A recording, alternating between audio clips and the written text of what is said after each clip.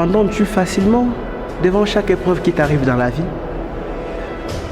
Observons un peu cette petite vidéo.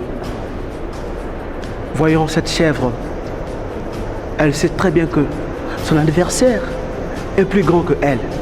Mais malgré cela, elle veut s'engager dans le combat. C'est ce qu'on appelle la foi. Elle a confiance en elle-même. Elle a confiance en ses capacités. Elle a confiance en elle-même. Elle a confiance en ses capacités. Elle s'est dit en elle-même, waouh, je veux y arriver, même si l'ennemi est plus grand que moi. Elle fixe son regard sur l'objectif plutôt que sur l'adversaire. C'est ce qu'on appelle la persévérance. Elle fait preuve de ténacité. Et finalement, l'objectif est atteint. L'ennemi a déclaré forfait. Il en est ainsi même pour notre vie.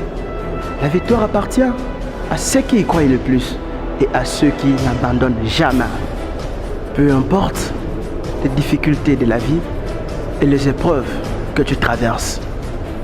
Peu importe la grandeur de ton adversaire et peu importe le nombre de tes ennemis. N'abandonne jamais tant que tu n'as pas atteint l'objectif.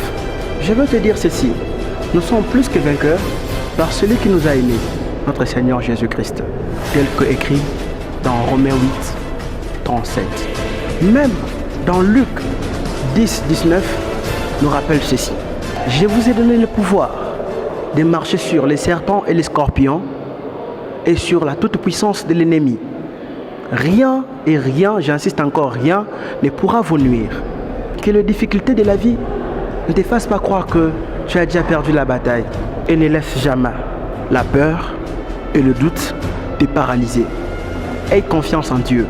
La joie de l'Éternel est notre force. Néhémie 8 à 10.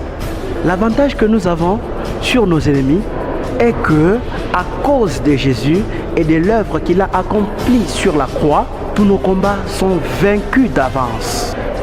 Persévère, malgré tout. Tu es un héros. Que la gloire soit rendue à Dieu, qui nous donne la victoire. Par le Christ notre Seigneur. Amen.